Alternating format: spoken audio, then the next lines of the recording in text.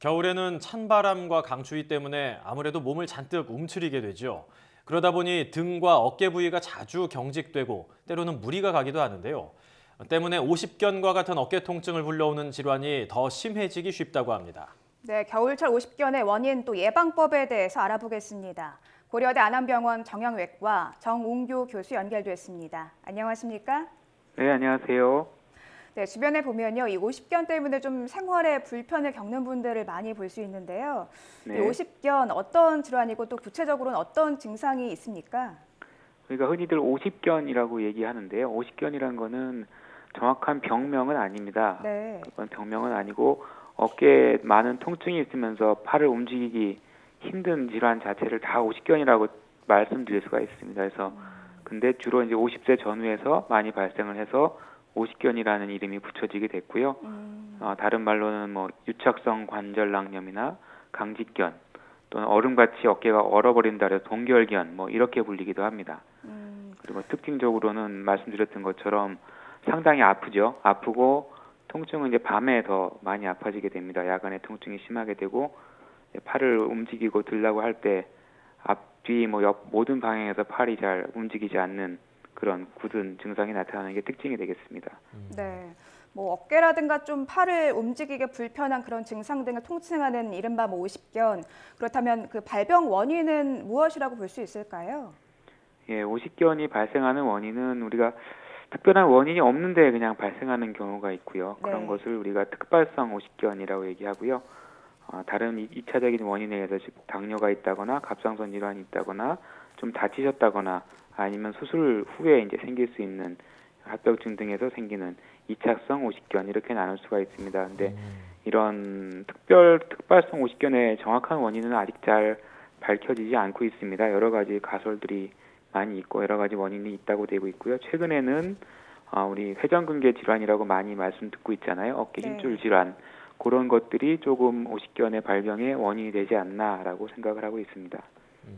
최근 연구에서 이제 특발성 오십견이 퇴행성과 연관이 있는 것 같다라는 말씀을 해주셨는데 저희가 이제 앞서 겨울철에 오십견이 좀 더 자주 발생한다 이런 말씀을 드렸는데 실제로 겨울에 오십견이 늘어나는 겁니까? 아니면은 뭐 겨울에 오십견이 더 심하다더라 말하니까 그렇게 생각을 하는 겁니까? 겨울에 오십견의 그 발병률 자체가 확 많이 증가하는 것 같지는 않습니다. 그렇지만 아무래도 날씨가 추워지게 되면은 근육이나 인대나 이런 연부 조직이 강직이 오게 돼 있고요. 또 이런 강직 때문에 환자분들이 느끼는 증상 자체가 좀 더 심해지는 것 같습니다. 그래서 아무래도 여름 이런 날씨가 따뜻한 여름철보다는 기온이 떨어지는 겨울철에 환자들이 늘어나는 것 같이 느껴지는 것이고요. 또 한 가지는 활동량 자체가 줄어들기 때문에 어쩔 수 없이 관절 운동 범위 자체가 줄어들 수가 있고요.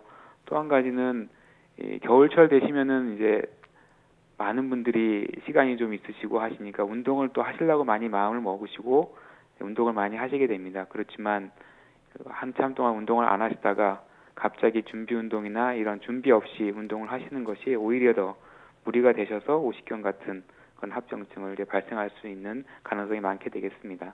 네. 아무래도 추운 겨울이 되면은 그동안 좀 움직이지 않았던 그런 근육들이 좀 놀랄 수 있기 때문에 결리거나 뭐 쉽게 담이 걸리거나 하는 경우도 많은데 이 담과 오십견 뭐 증상의 차이가 있는 겁니까? 네, 쉽게 말씀드려서 담이란 거는 근육의 일정 부분에 이상하게 강직되는 부분이 생기는 거거든요. 네. 그래서 담이란 거는 그 통증만 없어지면 관절 자체가 굳어 있는 건 아닙니다. 쉽게 말씀드려서 관절이 못 움직이는 게 아파서 못 움직이는 거기 때문이지 오십견과 같이 오십견은 관절 싸고 있는 막 자체가 이제 딱딱하게 굳어져서 통증이 없어도 관절을 못 움직이는 그런 상태가 되는데 그게 다른 부위가 되는 것이고요. 통증을 느끼는 부위나 그 통증의 정도 자체도 틀린데 담 같은 거는 우리 목 뒤나 날개뼈라고 하는 견갑골이죠. 견갑골 안쪽 요 주변의 근육들의 통증이 많이 생기는 거고요. 통증 자체도 날카롭게 찌르듯이 아프게 됩니다. 그렇지만 오십견 같은 거는 목 뒤보다는 이 팔 위팔 옆부분에 전반적으로 좀 넓은 범위에서 쓰리듯이 이렇게 아픈 것이 다른 점이 되겠습니다. 네. 뭐 증상의 차이가 있다고 말씀해 주셨으니까 내가 담인지 이게 50견인지 한 번쯤 좀 체크를 해보는 것도 좋을 것 같습니다. 그런데 아무래도 뭐 목이라든가 어깨가 좀 불편하다 보니까 다른 어깨 질환과 50견 조금 헷갈리기 쉬울 것 같은데요. 이 부분 어떤 차이가 있을까요? 많이 헷갈리시는 분들이 이제 목 디스크에 의한 신경 자극 압박에 의한 통증하고 또 회전근개 파열 등 있는 어깨 힘줄병 자체에 대해서 좀 헷갈리기 쉽고 좀 네. 혼동을 하십니다. 목 디스크 먼저 말씀을 드리자면은 목 디스크의 자극에 의한 통증 자체는 통증 자체가 좀 저린 느낌이 많이 드실 거고요. 그 저린 느낌 자체가 오십견보다는 좀 더 아래까지, 즉 손가락 이런 데까지 팔이 저리고 감각이 떨어지고 이런 증상이 있으시면 목 디스크를 의심하실 수가 있고요. 또 팔 운동 자체는 줄어들지가 않습니다. 목 디스크 자체는. 그리고 목을 움직이거나 목을 압박했을 때, 목이 눌리는 자세가 됐을 때 증상이 심해진다면은 이거는 오십견이 아니라 목 디스크가 더 가깝지 않을까라고 생각해 주시면 좋고요. 또 회전근개 파열 같은 거는 우리가 물건을 들거나 할 때 통증이 갑자기 생기면서 팔에 힘이 빠진다거나 물건을 드는 힘 자체가 빠졌을 때 더 회전근개 파열이 더 의심이 되고요. 옆에서 누가 팔을 좀 들어준다 그랬을 때 팔이 잘 올라간다. 그러면은 이거는 오십견보다는 회전근개 파열에 좀 더 가깝게 되겠습니다. 주변에서 어깨가 아파서 이게 50견인가 좀 고민하시는 분들을 보면 남자분들보다는 좀 여자분들이 많은 것 같은데 실제로 50견 남성과 여성 좀 차이가 있습니까? 아무래도 병원에 오시는 분의 숫자는 여성분이 훨씬 많습니다. 많은데 오시는 그 환자분 수에 따라서 이제 병의 발병을 얘기하기는 좀 그렇고요. 되게 정확한 우리나라 통계는 되어 있지 않지만 여성이 남성보다 한 1.5배 그 정도는 좀 많이 발생하는 것으로 추정이 됩니다. 원인 자체는 집계도 잘 안 돼 있기 때문에 잘 모르지만 남성보다 어깨 관절을 사용하는 활동이 많죠. 남성분들은 아무래도 직장에서 사무직 일을 하시는 반면에 여성분들은 가사일이나 이런 팔을 사용하시는 일을 많이 하기 때문에 그런 게 아닐까라고 생각을 하고 있습니다.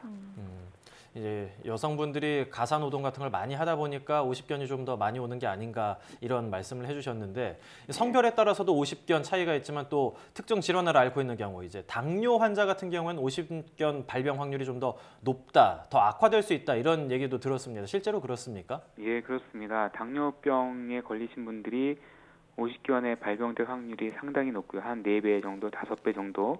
문헌에 따라서는 한 그 이상도 많이 발병을 한다고 보고되는 문헌도 있습니다.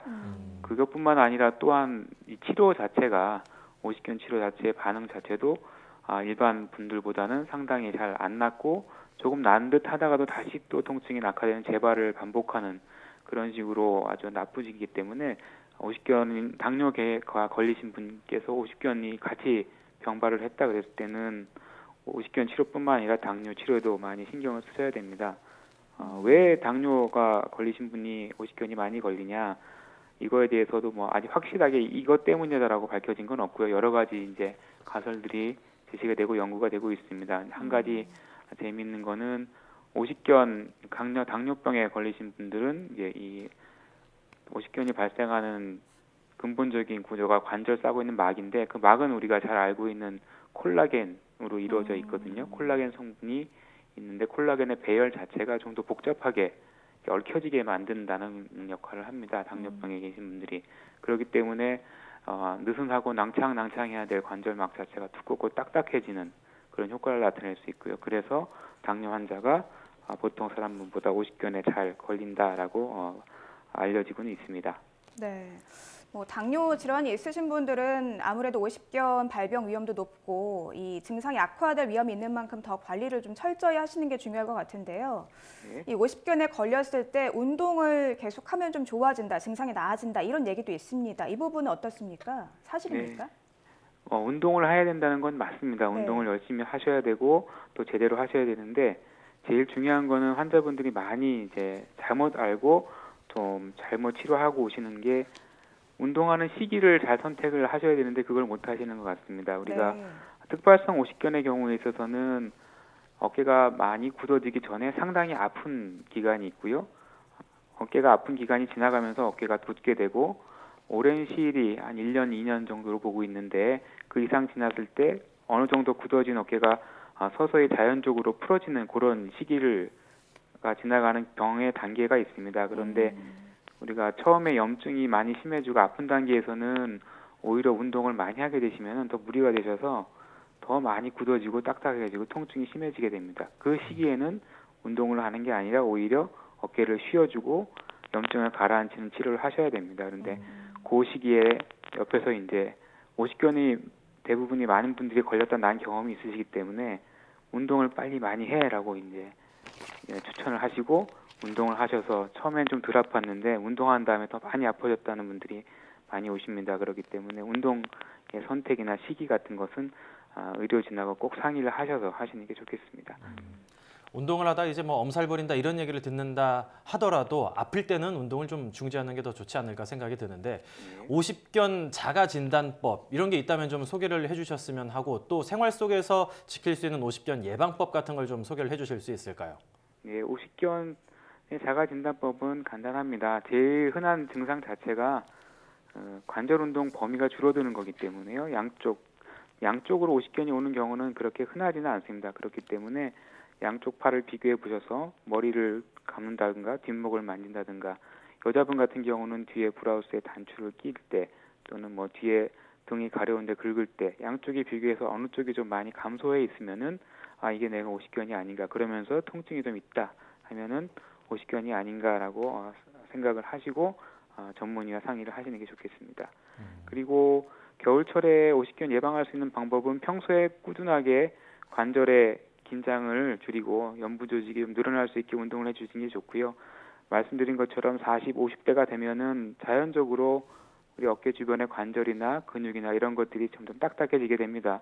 그렇기 때문에 평소에 관리를 하셔야 되고 관리를 하실 때 마음을 급하게 먹으시고 오늘 열심히 운동을 하면 좋아지겠지가 아니라 꾸준하게 계획을 잡으시고 운동 전후에 준비 운동, 정리 운동 이런 걸 다 지켜가시면서 자기의 몸의 상태에 맞는 어깨 운동을 하신다면은 오십견이나 회전근개 질환까지도 다 예방을 할 수 있을 것이라고 생각됩니다.